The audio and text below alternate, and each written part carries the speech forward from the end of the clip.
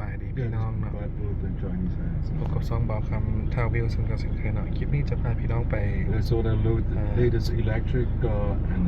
สวนบุฟเฟ่ I เนาะ think all the reviews were บุฟ like เฟ่อินทผลัมอยู่ที่เส้นทางศิลา10 ปีนะพี่น้องไปเดี๋ยวเดินทางไปนำกันเนาะวันนี้ก็มากับหมูกับอายคือเก่าเนาะไปเบิ่งกันว่าสิเป็นยังไงคนสิหลายบ่พี่น้องไปรอเอานะมาฮอดเส้นทาง450 ปีแล้วนะพี่น้องเดี๋ยวก็น่าจะฮอดแล้วเนาะได้ยินข่าวว่ามื้อนี้คนน่าจะหลายเนาะวันอาทิตย์ไปเบิ่งสิเป็นจังได๋หลายหน่อยก็เป็นเบาได้บ่ไปเบิ่งนำกัน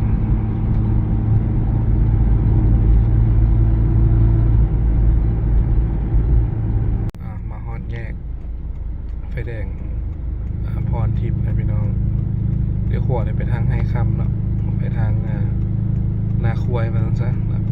ไปซื้อกับทานาแรงแต่เขาจะเลี้ยวซ้ายไปทางคิดพิเศษกรมรวมเส้นทางบ่เนาะไปได้หลายทางเลยพี่น้องแต่ว่าจุดนี้นี่เป็นแยกเข้าเด้อเนาะชื่อไปรถว่าเห็นป้ายตัวพรทิพย์ให้มันให้เลี้ยวซ้ายแล้วเนาะสำหรับผู้ใดจะมาส่วนอินทผลัมมาท่านซะโอเคไปกันต่อพี่น้องไปกันต่อ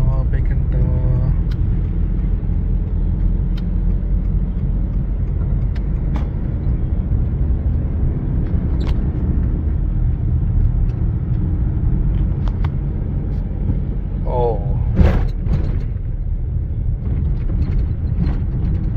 คุมเป็นคุมเนาะโค้งมาแล้วก็เลย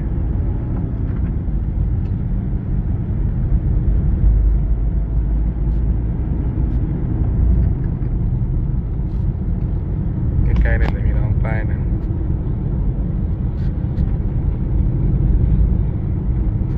กินให้ได้1 กิโลเลยพึ่งเด้อพอมัน1 กิโลเอาไซด์แล้ว140,000เลยถ้าเราต้องกินอยู่ในแฮมมันได้ กินคือ เก็บนะกินคุ้มเลยเนาะโคเวอร์เลยเนาะ บอก เนี่ยพี่น้อง จะ50,000 ส่วนทางเขาเนี่ยส่วนอินทผลัมบอกคำถึงดินเป็นว่าโอเคเอาเห็นบ่นี่เบิ่งหัวเขาพวกแองกันนี่น่ะ ขับไว้นั่นเนาะ หลับเข้าบ่ได้ สโตเลนนี่บายบายแล้วนี่ หลายคนบ่อยากกินแห้งตรงนั้นเนาะ แดงทางเข้าเลยพี่น้อง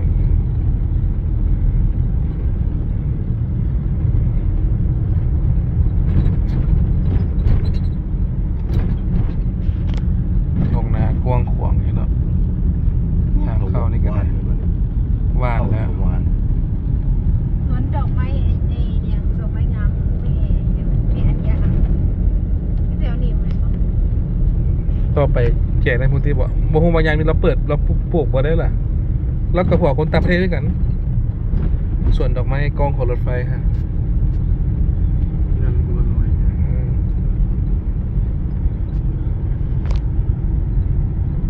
เงินน้องคอยทำอย่างไร มีป้ายบอกทางจบเจือด้วยน้องเข้ามา 1.7 กิโลเมตรมาฮอตนี่อีก1 กิโลเมตรมาสันเดย์ไอ้ปึ้งมาเลี้ยงงัวจะนี่ได้เรื่องนี่นี่ ถ้ามีหนอง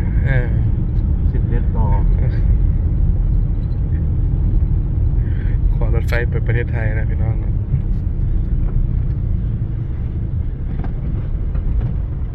่ยทางเข้าสวนเพิ่นโอ้มีอย่างอีกไหมนี่เซียวฟรุตนี่ผลไม้ ให้เพิ่งกินจัก2 โลพอละมื้อนี้ water buffalo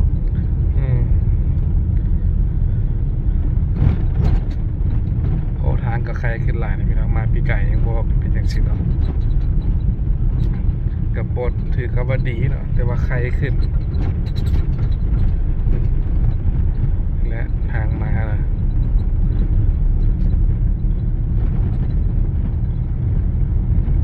โ ซ่บๆอีกเขียนป้ายเปิดเจออยู่นั่นเนาะ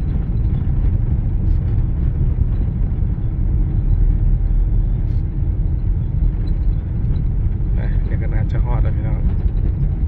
ดังอยู่บ้านดุกนะพี่น้องหอม42เนี่ยข้างหน้านี่เลยส่วนอินทผลัมนะเบิ่งดูเป็นจังได๋บ่ได้มาปีหนึ่งแล้วเนาะคนหนึ่ง50,000ว่าซั่นโอเค try เบิ่ง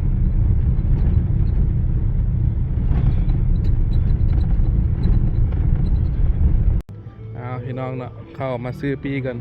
อันนี้บอนจอดรถเนาะโอ้เงินผู้ใดเฮียผู้ใดเพิ่ง$1,000เนาะเงินเฮียเด้อพี่น้องเงินเล็กน้อยเท่าไหร่บ่อ่ะเดี๋ยวเข้ามาเลาะน้ำกันเนาะ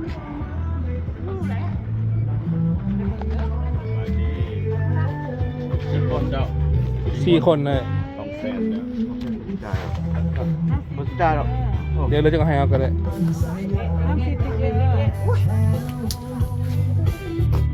น้ำดื่มเลย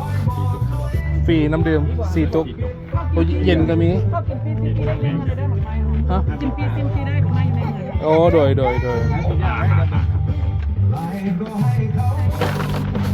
เพ่เราดีเพ่เราดี You want โอ้วันโคเอานักโค you want cold one วันโคเนาะ จะได้จะเย็นวะ เอาเย็นเขาได้เพิ่ง no free ไปทิเก็ตฟรีไปรอน้ำกันพี่น้องนี่มันข้อห้ามเนาะห้ามเด็ดหรือซิมบักไม้จากต้นซิมฟรีได้เฉพาะบอลจัดสรรให้และบอลขายห้ามเปิดถงอยู่ต้นไม้ห้ามพิพิธสะทรายข้อมูลประมาณนี้โอ้เอายางเลาะน้ำกันโอ้เป็นปลาปุ่งนี่ใหม่พี่น้องห้ามขายน้ำมะเกี้ยงเนาะน้ำมะเกี้ยงขายน้ำมะพร้าวไปเพื่อนไป นี่มันห้างขายเครื่องขนมแล้วกินเนาะเนี่ย บุฟเฟ่ต์วะ บอเลยฮะบับอันอาราคาร์ทเลยเหรอเนี่ยขายต้มไก่จืดไข่ยำจีนอะไรไม่รู้ทำมะคงโอเคกินแล้วโอเคเอาปิ้งจีนยำจีนมะพร้าวนะพี่น้องเอาประมาณนี้ ชานี่ตายเลย แนวซื้อแนวขายเนาะ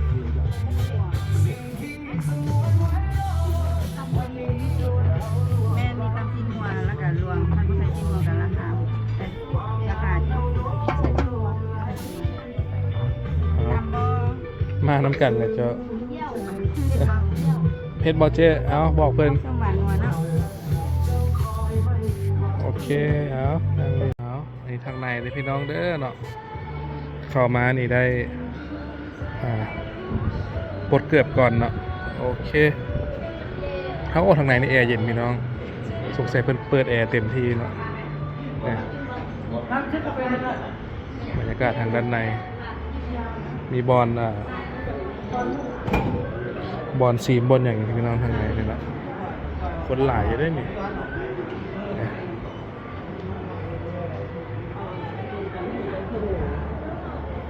ตัวนี้เป็นตัวซีมมาจะตัวนี้มากินน้ำทางพูดว่าฝาดซื้อน้ำแคมทางย่านแมนเดียวโดยเต็มเนื้อขน้อยก็นี่โดยนี่พี่น้องบนซีมเป็นส่วนบอลเดียวนี่มาจะโอ้มีอีกกันบ่โอ้โดย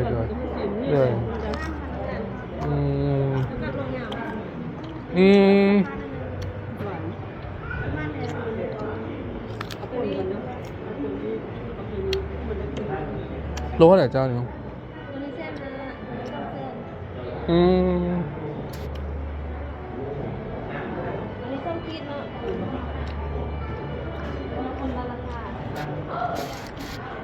ตัวมันมนใน200,000เท่านั้นเนาะตัวยาวละ150,000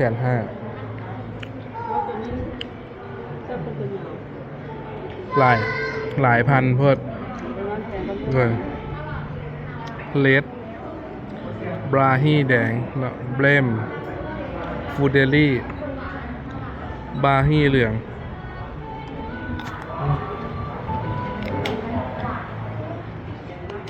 สายพันธุ์ต่างๆเนาะ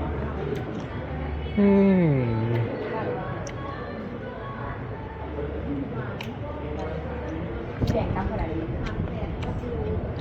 อันนี้นี่เลยโอ้ย จีแดงนี่ไงซีโมจะ เอามาเป็นสีแดง ย่ำบังเนาะขอบใจ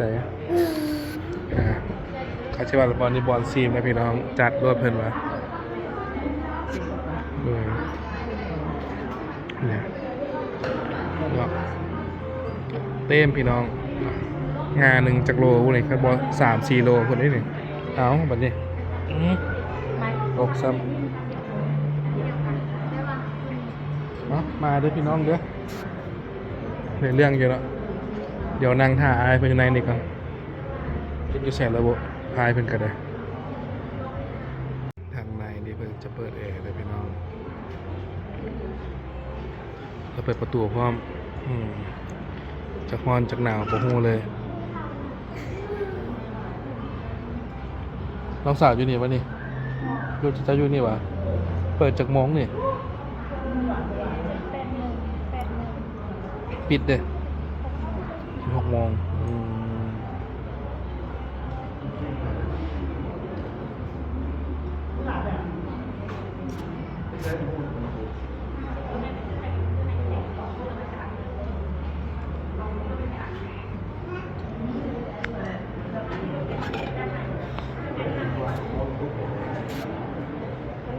มันบ้างกับตัวนี้มันจะเอาผัดวาดแต่ว่าปวดลำไส้ ตัวนี้หวาน เนี่ยยัดวาดได้นึง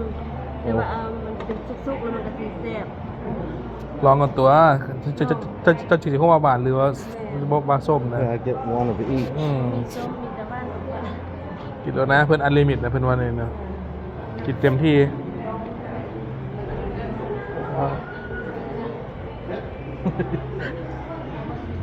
เป็นบอกกัดทางเงาจังวะเอากติกาเป็นบุฟเฟ่ก็คือบุฟเฟ่ได้พี่น้องเอาซีมันไปตอนนี้กับซีดมองป่ายเนาะคนกลับมาเรื่อยๆพี่น้องเอาอ่านข้อมูลนิดนึงเพิ่นว่าส่วนอินทผลัมบอกคำถึงดินผลประโยชน์ของอินทผลัมช่วยในระบบขับถ่ายเนาะป้องกันพยาธิซ้ำเหื่อบำรุงสมองบำรุงผิวพรรณมีความหวานจากธรรมชาติเนาะ benefit of date plum เนาะปาล์มประมาณนี้ได้พี่น้องเด้อข้อมูลนะเรื่องของเฮลตี้เนาะต่างๆเนี่ยบอลชีมหรือคนเกิดเรียนใช้ไลน์อยู่เนี่ยเข้ามาก่อนมันฮ้อนอยู่นอกนะคุณว่าอยู่นอกมันฮ้อนเข้ามานั่งในนี่โอเคเขาบอกกันอย่างซี่เขาบอกกันนะกันอย่างซี่มันจะมุดถือแกนอะไรมันฟาด ต้องฝาดตัว เนาะฟาดเนาะเอาฟาดเนาะ โดยหวานก่อน เนาะนั่นจะกับพี่น้องเลยมาแล้วเปล่า Alex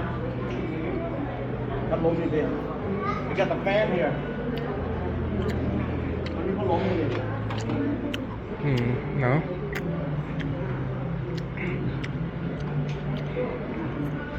ชิ้นไงพี่น้องดี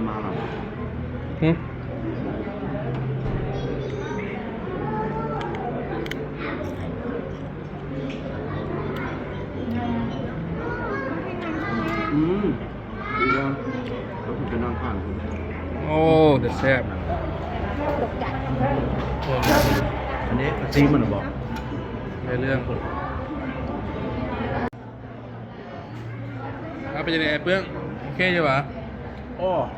หวานอยู่บอก ฟาดด้วยนึงตอนนี้โอ้แซ่บได้หวานเมื่อวาน ยาวกับสั้นเนาะ เพราะถ้าเดือดปลายผมจะกินโคตรเอา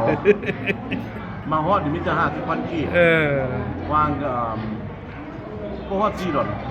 กินเนี่ยอีก2 ดอนไป 2 ดอนโอ้ เออ เองคัก 2 ดอนไป ซื้อกระลองน้อยๆนึง แต่140,000เป็นบ่แพงพวด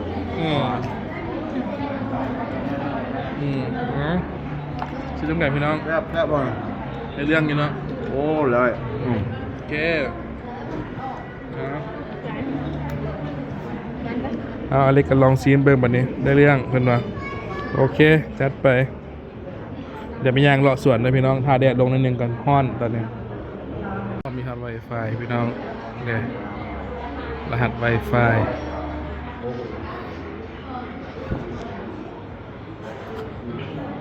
โอเคเลยเนาะ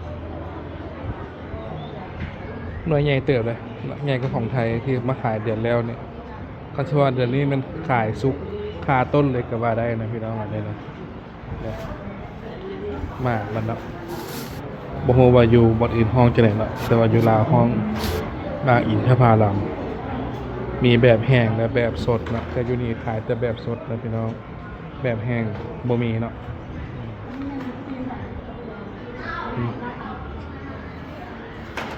โอเคเลยหรือว่าคนจะนิยมพอสมควรนะพี่น้องอยู่นี่นะผู้เฒ่าเล็กน้อย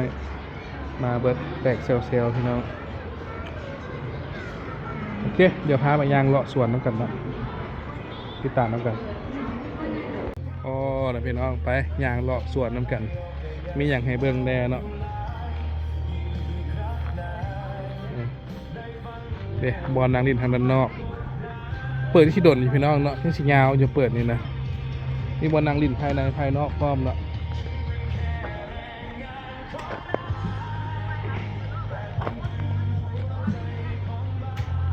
โอ้เนี่ยไอจอนนี่บ่เนาะไง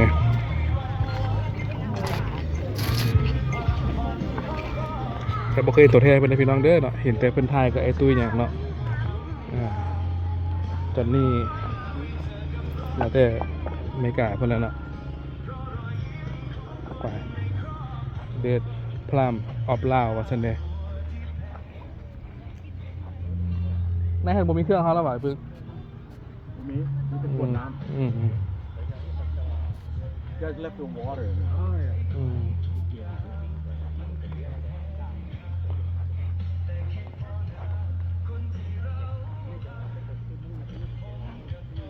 มันก็มีหมากลนบลนนะพี่น้องเนาะ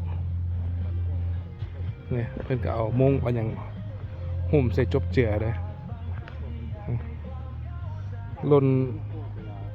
ลนคาส่วนนี่ก็มีเนาะเป็นแง่งราชการในเบื้อง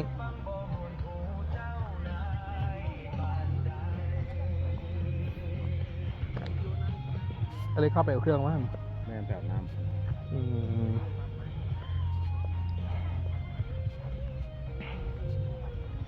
โอ้นอป่านต้นกล้วยเป็นต้นนี้นะ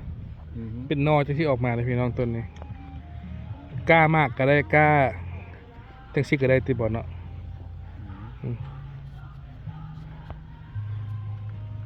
ไอ้เพิ่งปลูกนี่ก็พอแห้งแล้วนะอยู่ลาวนี่นะปลูกจากปลูกอยู่เม็กซิกันเหรอจาก10 เอเคอร์นี่นะพอละคุณปลูกอยู่เม็กซิกันซะปลูกอยู่บนตึกป่าเนาะแม่นป้อนป่าเนี่ยกินว่าไม่เป็นไงนะปลากินมันสวรรค์โอ้ต้นน้อยๆแบบนี้หนามมันหลายต้นนี่น่ะ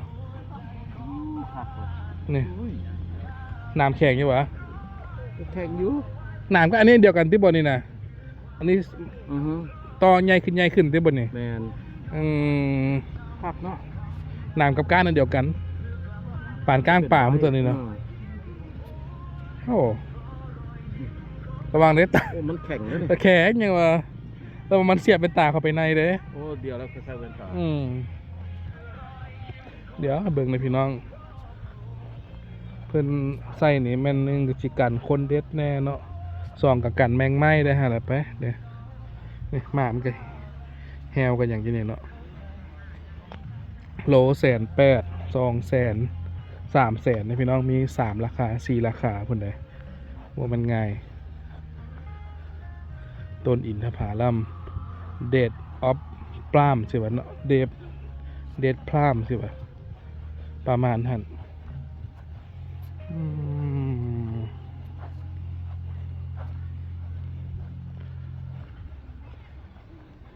ในนี่ก็มีบอลซีมในพี่น้องเด้อในนี่นะ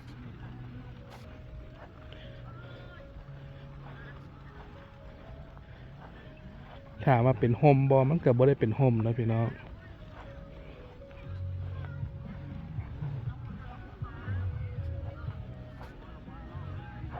ก็มีคน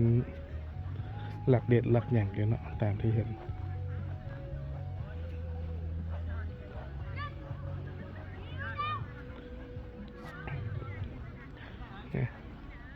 เป็นง่ายเป็นสวนออกมาเบิ้งมาหาทางครับ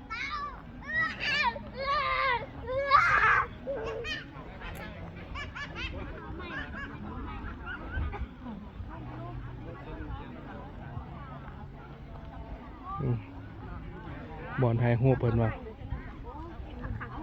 พันอย่างโบราณเนี่ยมากบันนะพี่น้อง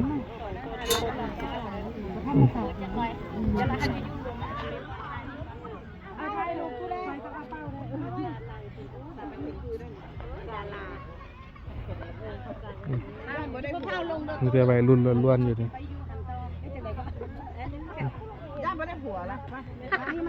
เดี๋ยวขอได้ยังไม่ได้ขนม มักสีแดงอยู่บนไหน ทางนี้ มีบอลเดียวหันบ่ แม่นครับผมเป็นแม่น โอ้โดยอันนี้ไม่เป็นสีเหลืองเนาะโดย ไปได้ดูไปได้ ฮอนบ่ฮอนนะพี่น้องเนาะ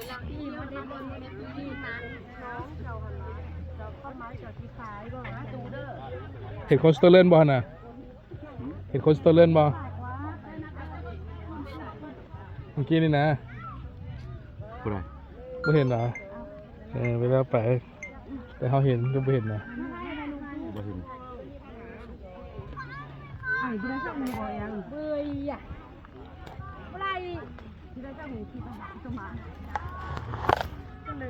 หมากนี่มีตัวนี้โลนึง200,000นะพี่น้องหมากป้อมๆเลยเนาะมันหมากยาวๆหันโลนึง300,000เนาะเพิ่นว่าเนี่ยหารูปพาตาออกมาเนี่ย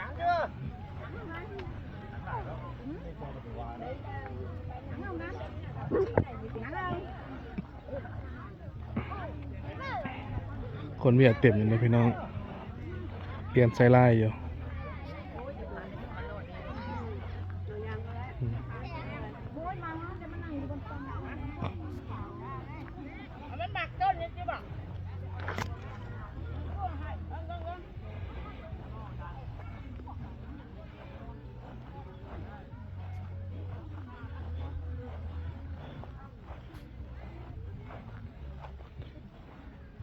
เลือกหลายคนก็บอกอยากมาเนาะเข้ามาไหนเนี่ยก็อยากว่าหลายร้อยเมตรจะได้พี่น้องเนาะย่างเข้ามาเนี่ยบางตัวก็มีคนไปเปิดทั้งกล้องเนาะ ยากเลยพี่น้องเด้อคุมคนเนี่ย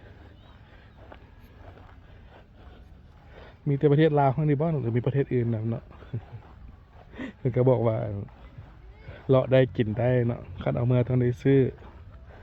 คันคันว่าเขากวดกระเป๋าข้างนอกกะสิคาจะได้เนาะผู้ใดรักก็ได้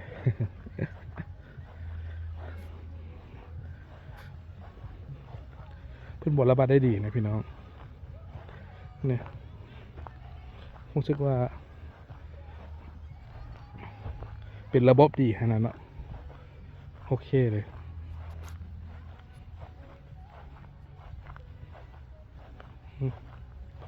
ต้นน้อยต้นใหญ่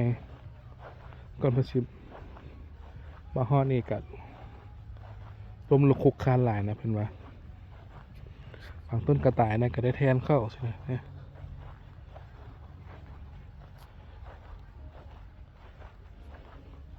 ราคาบอกคำขึ้นต้นนี้มันน่าจะบ่มักน้ำอะไรเนาะมักแบบพันๆนั่นนะแต่สิมัน สีดน้ำใส่เฉพาะนี่ก็สิบ่ปานได้ดอกเนาะ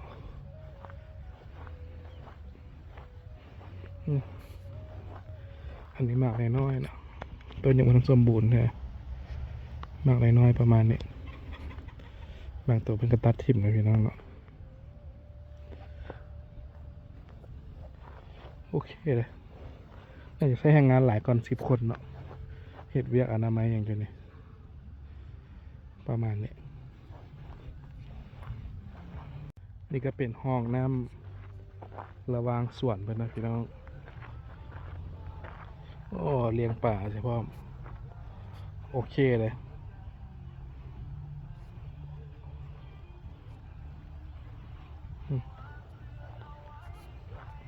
ข้างหลังนี่เป็นเฮือนเพิ่นที่บนเนาะ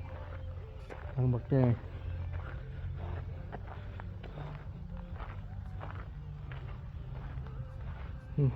กว้างพี่น้องเส้นนี้มันนี่ก็ประมาณบ่ต่ำกว่า10 เฮกตาร์คนนั้นเนาะเบิ่งนี่รู้สึกว่าคนส่วนสิฮอดกำแพงตัวนั้นเลยมาพี่เอกว่ามันง่าย2 4 6 8 10 20 ต้น50 แถวโอ้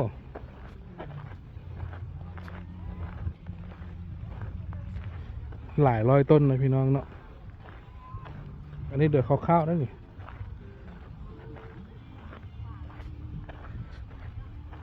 จะเป็นบักไม้ทางตะเวนออกกลางเลยพี่น้องเนาะทางอาหรับเพิ่นว่าซอยนั่นซอยนี่กันเนาะ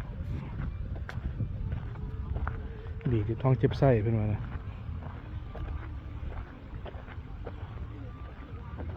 โอ้กำนี้คนก็เต็มอีกแต่ว่าไปไกลแหละเพิ่นก็บ่ไปเนาะ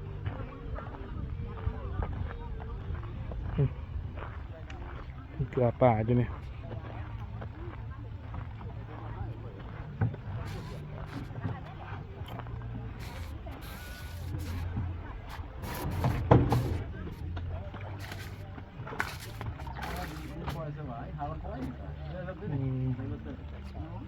ปลาสวายปลาในนะพี่น้อง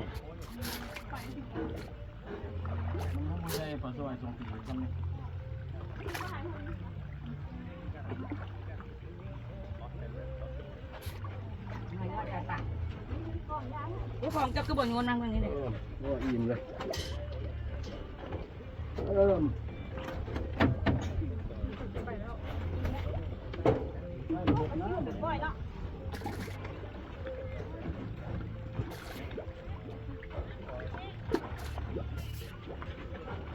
เจ้าให้คนบาน ว่าเขาเพียงน้ำให้น้ำเส้นหนัง อาหารปลา นี่ลูกแข้งเด็ก โอ้สบายดีไอเด้อเอาเบ็ดมาไปเอาเบ็ดมา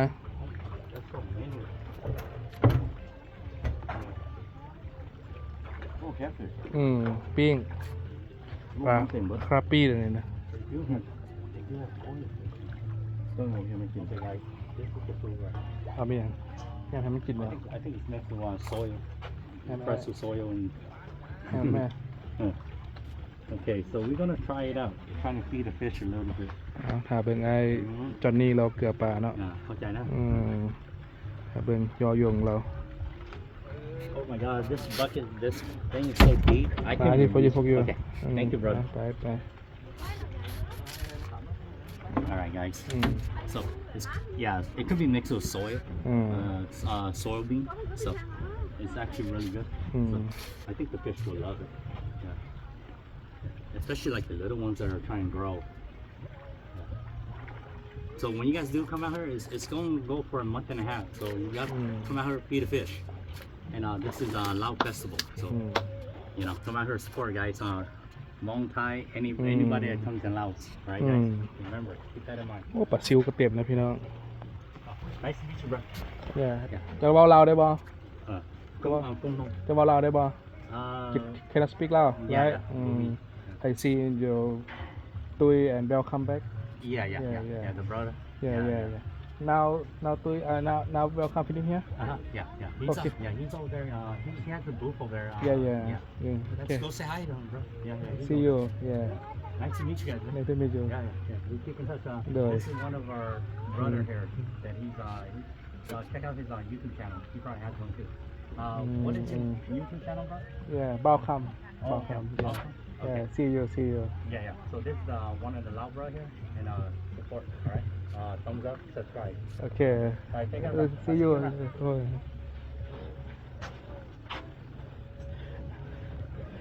เราเกิดมาถ่าย YouTube ภาษาโมงเนาะพี่น้อง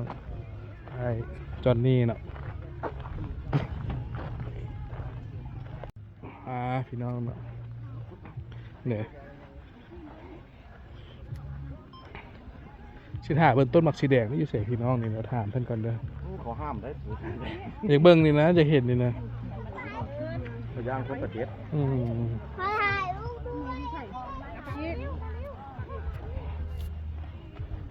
หน้าเข้าเลย มีตู้นั่นอยู่หันหน้าปอไทย ตัวพันสีแดงเป็นแถวที่เห็นไม่รักเป็นสีแดง เราสิได้กันเขาเปิดถ่ายได้ทุกในตลาดนัดไปซื้อในเรื่องขายอยู่ในเรื่องนั้น ทีนี้บ่มีหมักสีแดงเลย ไปถ่ายคือบอลสีแดงเขาบอกเปิดปิด บ่เปิดให้ไป มันช่วงมื้อมาบอกเราเปิดเขาถ่ายทุกมื้อทำอินเดนเขาถ่ายเขาก็ปิดทีม ปิด อย่า เดี๋ยวมาคนบุดีมากกว่าเขามีใครบุดีมากกว่าเขาเขาเริ่มบุมีคนบุได้เห็นงานของเขาไม่ใช่อันอื่น เห็นตัวแดงเห็นโฮเห็นลงติ๊กต็อก นี่เป็นหมักสีแดงทางในนะพี่น้องอ๋อเป็นบ่ได้เปิดให้ไปก็เอาไปต้องยากอย่างเนาะเนี่ย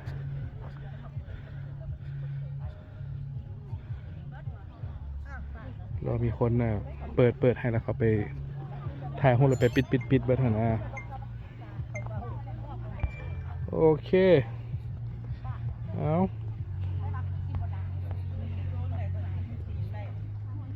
ฮอนเนาะไอ้ปึงเนาะ ไม่ได้ห้อนปานใดโอเคอยู่ สบายอยู่ปะนี่ อยู่ได้อยู่ ก็ออกได้ early morning ล่ะ มีวอร์มหลายด้วยนี่ แม่น นี่ขี้กระเดือนเต็มพี่เนาะ ป้ายนี่ว่าบ่ให้ถ่ายรูปวะ บอลถ่ายรูป อ๋อบอลถ่ายรูป ห้ามเด็ด โอ้เขาเด็ดสวย หั่นแหละ มันหล่น เบายากนะ ต้องถึกระเบียบคนลาวเขานะว่าถึกระเบียบนี่อยู่บ่ได้ อยู่ลาวเฮ็ดได้ ไปไทยเขาเฮ็ดแล้วเขาจัดการแล้วได้ไปไทยไปเวียดไปจีนนะ ขโมยไทยใส่รถ เขาเบิ่งแล้วเหรอเอาว่าเฉพาะเอเชียเฮาว่าซั่นซะอยู่จุดอื่นให้สิให้อยู่ญี่ปุ่นเขาซากุระไปจับใกล้ๆยังบ่ได้ซั่นนะ โอ้ เบิ่งได้แต่ว่า เนาะ เบิ่งได้แบบห่างไปแตะต้อง เพราะว่าหลายคนก็อยากเบิ่งหั่นนะบ่แม่นเจ้าเบิ่งหั่นนะความหมายประมาณนี้พี่น้องเอ้ยย่างเราไปเลาะมันนี่เฮาก็ได้พี่น้องประมาณนี้เนาะพามาเลาะเบิ่งก็ตามที่เห็นนี่แหละคนกระหลายอยู่ดอกเนาะแต่อากาศจะร้อนๆหน่อยนึงคันฝนตกใหม่ๆนี่นะจะโอเคอยู่เนาะก็เชื่อเบิ่งไอ้แววค่ำก็บ่เห็นเราเทื่อเนาะห้างเพิ่นอยู่เจ๋หันนะพี่น้องไอ้เตือจอนนี่เนาะไอ้จอนนี่เพิ่นบ่เนาะโอเคประมาณนี้นี่เพิ่นผู้สาวนี่ก่อนซะเอานี่ใครแน่เนาะเห็นผู้สาวพอได้เบิ่งนำเนาะเล็กน้อยๆพี่น้องเอ้ยเขามีคันหนึ่งนะอยู่บ้าน เยอะเลย ไปว่าขายว่าเมื่อไหร่จะพาไปขาย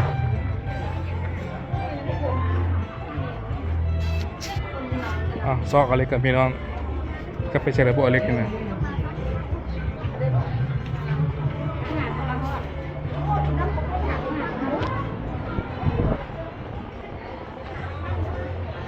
ร้อนใช่ไหมแย่ฮ้อนโอเคไปของน้ำไป ซ้อมตัวเลย พี่น้องประมาณนี้เนาะไปฮอกก็ได้อันนี้มีกระแลมเนาะไปเลยมีกระแลมอินทผลัม จอกหนึ่ง30,000นะพี่น้องนะบวงอยู่ในฝาเป็นว่านะมีกระเลียมพร้อมเนาะครบอยู่นี่แห้งสวยคนแห้งมาเลยพี่น้องแตกเพื่อบ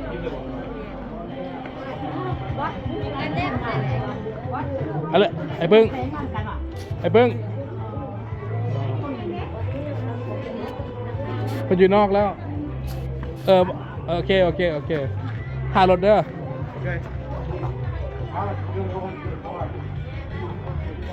รถตู้เลยพี่น้อง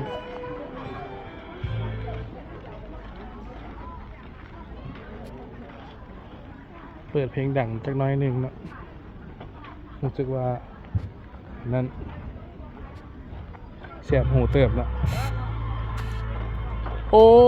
ยเขาซอกจะยืนพุ่นอยู่ไอ้คำสบายดีกินไอ้จอนนี่อยู่สวัสดีพี่น้องเด้อโอ้เจอผู้สาวอีกแล้ว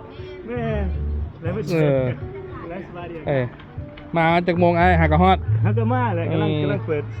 ดหาดเลยเนี่ย เขาคือว่าจะมา10 โมงซะดอก โอ้บ่สิมาได้เช้ากัน กับเด็กตี้ แม่บ่พวกเฮาแบบจัดหันจัดนี่เลยเลย อืม ไปเลาะเบิ่เหรอวะ รอเวลา จนนี่ก็เห็น โอ้ฮ้อนหลายฮ้อน หลายเนาะ ฮ้อนคนยังว่าจอยอยู่ จังไดไปสิกับเลยเห็น สิกลับละไอ้ สิกับเลย ไอ้ขายเต้นนี่เลยเว้ยอยู่หันยังขายคือเก่า ยังขายอยู่ เล่นนี่เราไปพุ่น อันนี้มันเป็นอีเวนต์เพราะคันบ่เมื่อยหั่นน่ะ โอ้ ไปผุ่นอยู่แม่นเฮาเฮ็ดอยู่นี่แล้วไปผุ่น โดย แล้วเขาก็มี13โลเคชั่นอยู่แม่คล้องหั่นน่ะอยู่หม่องแถวส่วนมอนวะ แม่นแถวนั้น โอ้ แม่ชิดหนาเขาจะไปมองนั้นบัดนี้มันเป็นอีเวนต์ชื่อนี่ ซีซั่นแมน สองเดือนมันก็สิจบแล้ว แมน เดี๋ นะ ยวมันมา สิเบิดแล้วเนาะ สิเบิดแน่2 เดือนเบิดอีเวนต์ครับก็สิย้ายไปตลอดฮะมองไปว่าสิบุญนี่นะม่วนเด้มันคนกินตลอดเนาะ รถต่อไปก็เริ่มมีบุญแล้วนี่ แม่ บุญเข้าพรรษาอย่างที่แมน มองแถวนำคล้องเขาอยู่อ่ะมันบุญหลายเทื่อเฮ้ยเลยกูสปาร์ได้แล้ว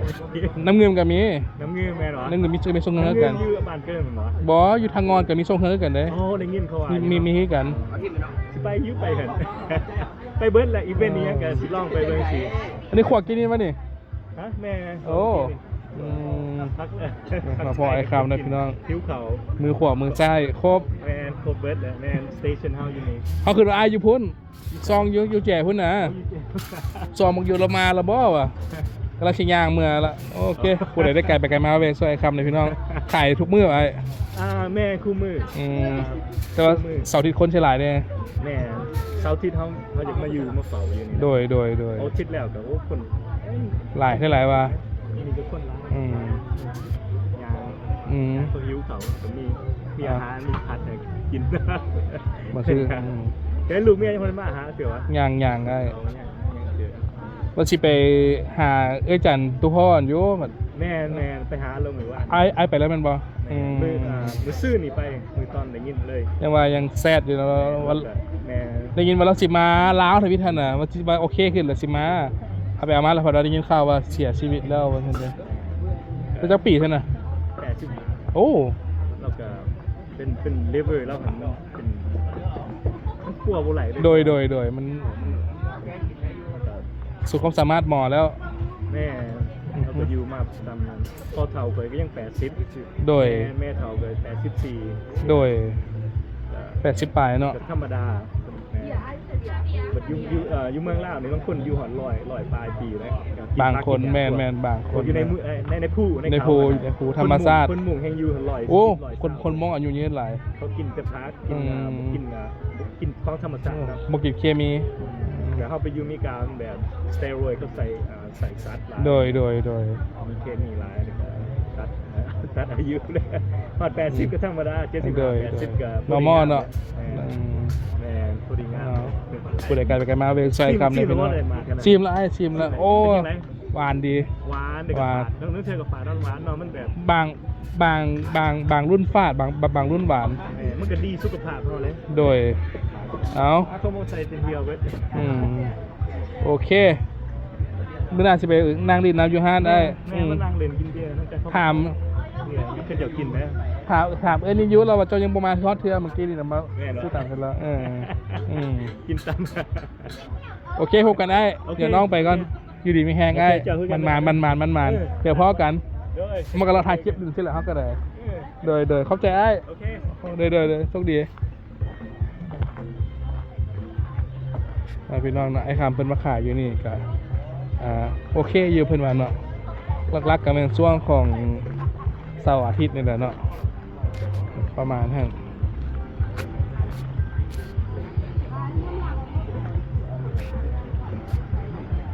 น้ำตุ๊กเท่าไหร่นี่ไอ้เอาไว้พึ่งเอาบ่10,000 เราดูเว้ยโอเคว่าไปยังไม่ใช่ซื้อตุกใหญ่อยู่นอกก่อนนะพี่น้องเนาะอันนี้มันคันท่าเขาซื้อปีเขาเลยแถมฟรีเนาะคันว่าสิเอาเติมเนี่ยเสีย10,000ต่อ1ตุกก็เลยโอ้ไปทางนอกอ่ะจะสนได้